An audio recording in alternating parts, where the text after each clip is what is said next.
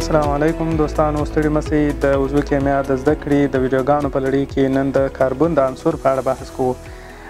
کاربن عنصر ولې ضروري دی؟ موږ ولې باید د عضوي کیمیا د زده کړې په جریان کې کاربن عنصر زده کړو؟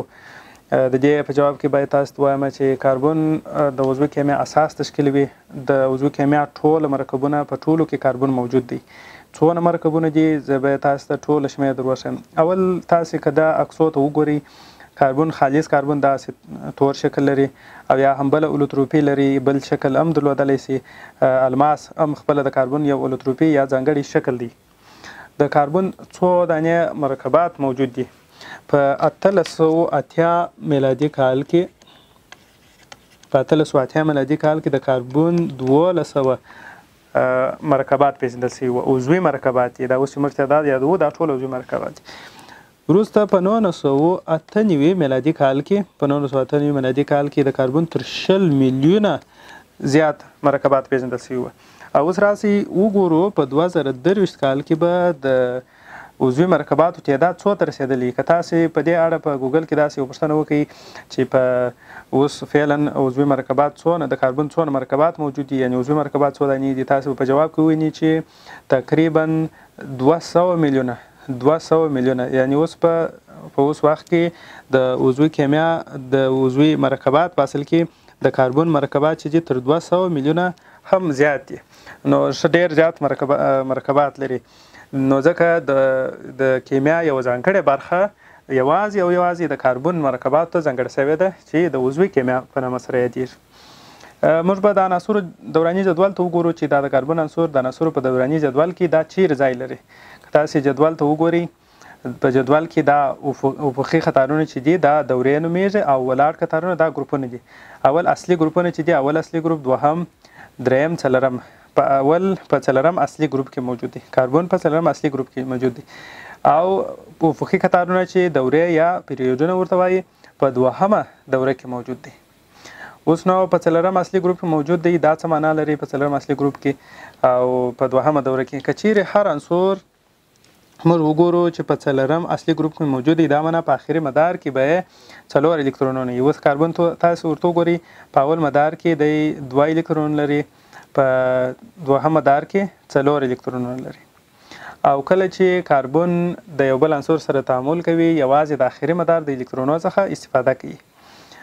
اوس دورې چې بیا دي دا دوره افقي خطرونه دا موږ ته څه راښیي؟ د دورو شمېر، یعنې د مدارو یا الکترونیکي سویو یا الکترونیکي قشرو شمېر راښیي چې دا د دوی په دوهم دوره کې موجود دی. 2 دانې مدارونه لري. اوس نو کاربن چې دی دا خو مو وپېژندل. څه رقم اړیکې جوړولی سي؟ موږ ویله چې کاربن د خپل آخري مدار دغه 4 الکترونونه شریکولی سي. کله چې کاربن 4 الکترونونه شریکولی سي نو معلومدار خبره ده چې کاربن 4 اړیکې جوړولی سي. په عضوي مرکباتو کې ټولې اړیکې چې دي دا ټوله څه رقم اړیکې دي؟ دا اشتراکي اړیکې جوړولی سي. اوس نو په اشتراکي اړیکو کې دا الکترون چې دی دا 4 سره د آخري مدار دا 4 سره الکترونونه دی د نورو عناصرو سره هم شریکولی سي او هم په خپل منځ کې شریکولی سي.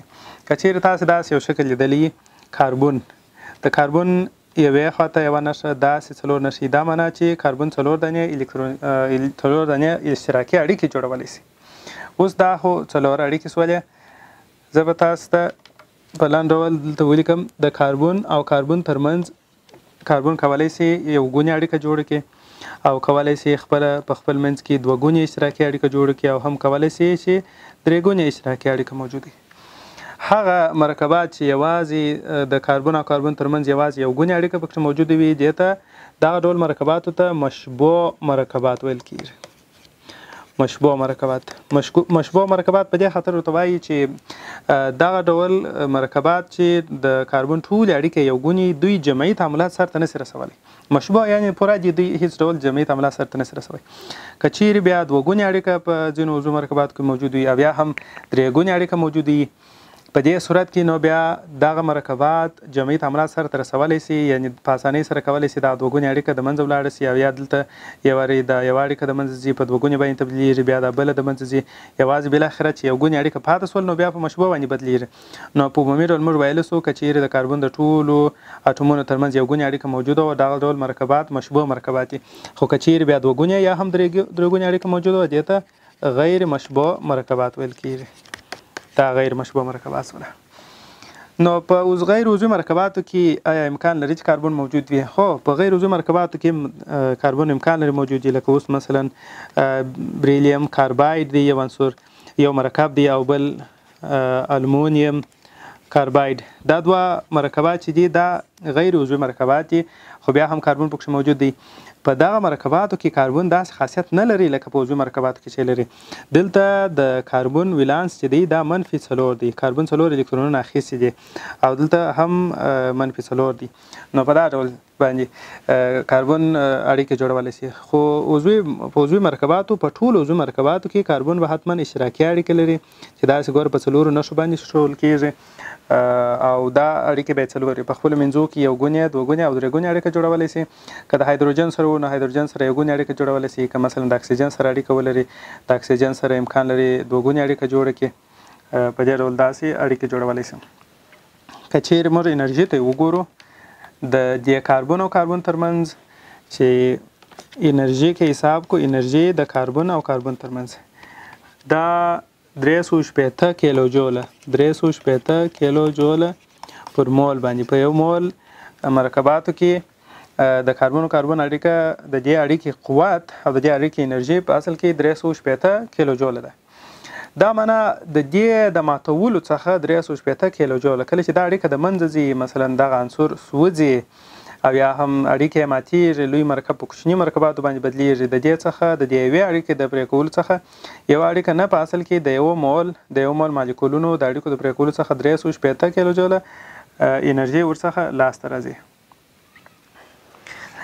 دا سو نو کاربن اوس تاسې وپېژندئ. ځینې ایزوتوپونه به زه تاسو ته په لنډ ډول تشریح کړم. کاربن که تاسې ورته وګورئ، کاربن په هسته کې 6 دانې پروتونونه لري او همدارنګه 6 دانې نیوترونونه لري. 6 دانې پروتونونه څه معنا؟ 6 پروتونونه دا معنا لري چې د کاربن اټومي نمبر 6 دی.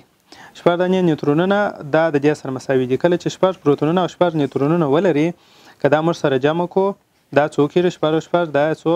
دا هم 12 به دا 12. نو 12 دا 12 اټومي کتله سوله. دا یو ډول کاربن دی. داسې کاربن شته چې په دې هسته کې 6 دانې پروتونونه ولري، خو نیوترونونه 7 دانې، 6 7 دا هم 14. دا بل ډول کاربن دی. داسې کاربن شته چې 6 دانې پروتونونه ولري او 8 دانې نیوترونونه ولري، چې دا هم 14 کېږي. دغه په عضوي مرکباتو کې چې موږ بحث ورباندې کوو، دا ټوله دغه کاربن 12 دی چې دا په دې شکل باندې لیکل کېږي. کاربن 6 اټومي نمبر دی، 12 اټومي کتله ده. دغه عام کاربن دی چې دا تر ټولو ډیر پیدا کېږي. دا تقریبا 98.9% دا په طبیعت کې پیدا کېږي، او په ټولو عضوي مرکباتو کې دا ډول کاربن موجود دی. دا یو ایزوتوپ سو. امکان لري د کاربن یو داسې ایزوتوپ موجود دی چې 6 پروتونونه یې 7 نیوترونونه یې 6 دا یې څو 14. دا بل ډول کاربن دی. دا ډېر لږ پیدا کېږي په طبیعت کې، 0.11% پیدا کېږي. او هغه بل کاربن چې دی چې 6 پروتونونه لري، 8 دانې نیوترونونه لري، دا 14. دا بیخي ډېر لږ پیدا کېږي د استوي تعاملاتو په نتیجه کې لاسته راځي. نو موږ د دې دوه کاربنو سره هېڅ کار نه لرو. یوازې په عضوي کیمیا کې چې موږ په کارېږي دا کاربن 6 پروتونونه او 12 دغه ډول کاربن تر ټولو ډېر پیدا کېږي. راځو دې ته چې کاربن د اړیکې څنګه جوړولی سي، دې خبرې ته. کاربن اړیکې، کاربن که تاسې دا د کاربن شکل ته پام وکړئ، دا په 6 دانې پروتونونه او 6 دانې نیوترونونه لري. موږ کار د مدارو سره دی. په اول مدار کې 2 الکترونونه لري، په دوهم مدار کې کاربن 4 دانې الکترونونه لري، 4 دانې الکترونونه لري.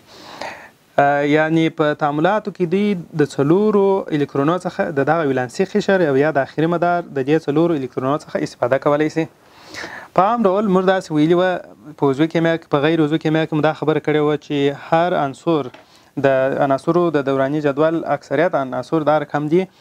دوی چې کله په خپل اخري مدار کې 8 الکترونونه ولري، نو بیا دوی مشبوع کېږي، بیا نور ته ضرورت نه لري. که تاسو فکر ورته وکړئ کاربن په آخري مدار کې 4 الکترونونه لري، څو نورو الکترونونو ته ضرورت لري تر څو مشبوع سي. نو خو معلومدار خبره د 4 نورو الکترونونو ته ضرورت لري.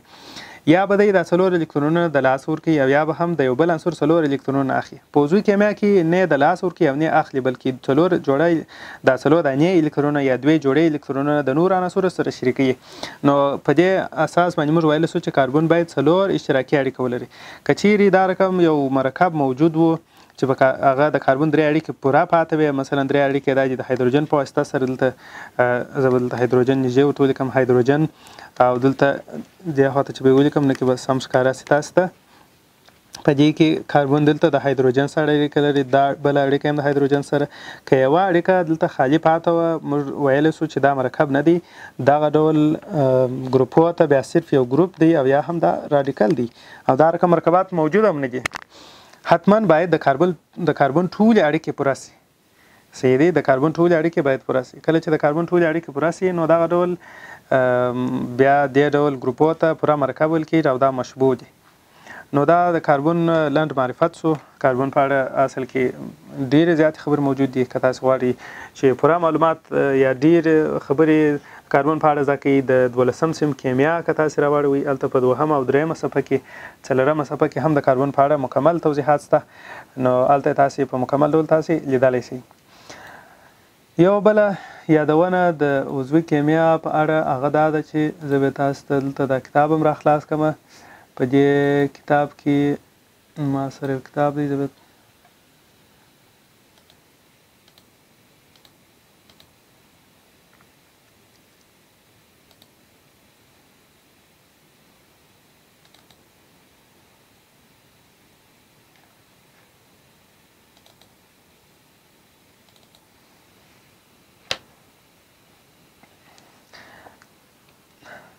دلته کله چې تاسې د 12م صنف عضوي کیمیا راخلاصه کوئ په دې کې د کاربن په اړه دغه ټولې خبرې راغلي دي. په 2مه او 3مه صفحه کې دا کاربن ولانس دی، د کاربن موقعیت دی په عناصرو په دوراني جدول کې، دا ټولې خبرې په 12م صنف کیمیا کې تاسې مطالعه کولی شئ.